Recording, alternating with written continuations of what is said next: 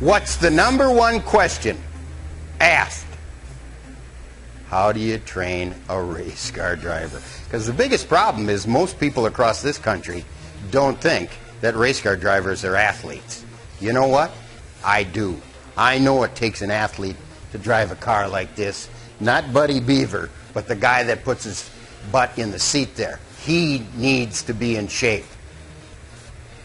And you can get in shape just like him if you stick with the program. So write me, email me, and I'd be glad to help you out. That's what I'm here for, to help racers become better race car drivers.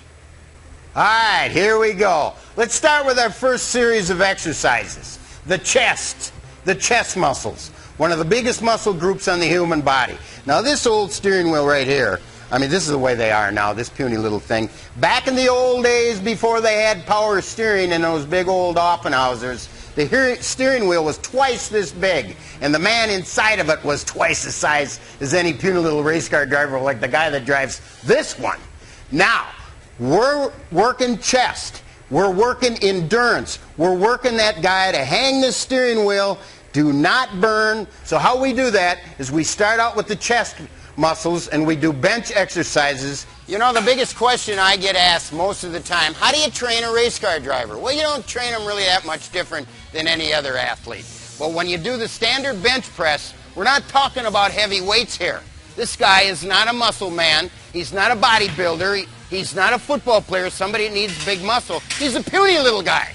But I got to build up his endurance and his muscles. So what we do is we call his supersets. So Travis would do 4 sets of 10s like this, and then at the end to burn them out, we do a superset. We're just going to show you one here right now. He's going to do 4, I'm going to take one off. He's going to do 6, I'm going to take one off. And I'm going to burn him down and fry him, and then he's going to have to do 100 with the bar. And let me tell you, he'll feel it, but we're basically working all endurance in his chest area. All right, ready, go. Let's go.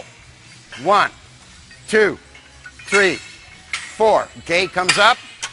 Take one off. All right, now he's going to go 6. Ready, go. Come on, Trav, let's go. Come on, 1, 2, 3, 4, 5, 6. All right, now he's going to do 8. We go all the way down till he burns them out, and this is called endurance training, superset at the max to get this driver in super shape. Okay, now we're going to move to the shoulder end of it. From the chest, we go to the shoulders, okay? And we've got a lot of stuff we're going to do on the shoulders. And so the back and the shoulders in your seat, when you're all buckled in, do get stressed out, especially on a rough track. We have the shoulder exercises, and then to the back exercises coming up next. Now we're going to the back and the shoulders. Most important to a race car driver. He keeps his arms up more than any other athlete in the world. And it's important that you work those muscles that help him keep his arms up. We have what we call a T-bar. This is a standard T-bar with a 45-pound plate on it.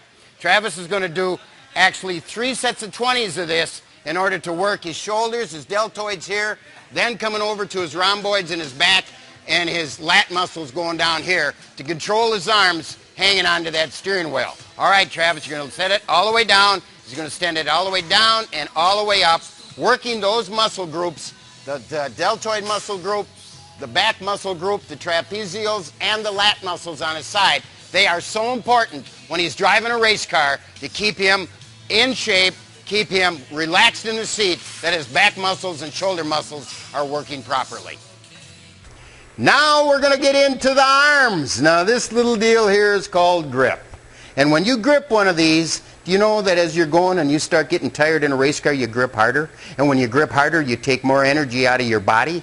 And this exercise coming up, you will see how the experts in motocross, motorsports, racing all over the world work their forearms and their hands and their fingers to be able to handle this steering wheel gently the last lap like they did the first lap.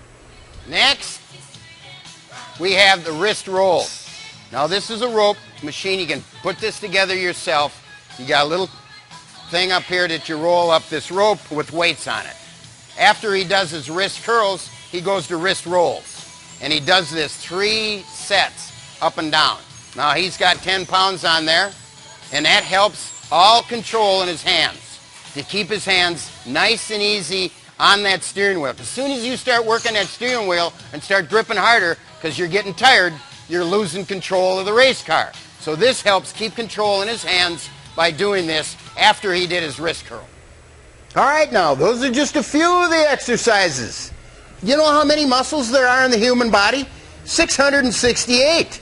We got a lot of them to work if you're going to drive this car to the checkered flag first. So that's coming up. So if you have any questions, email me and I'll get back with you, because we have a lot more coming up.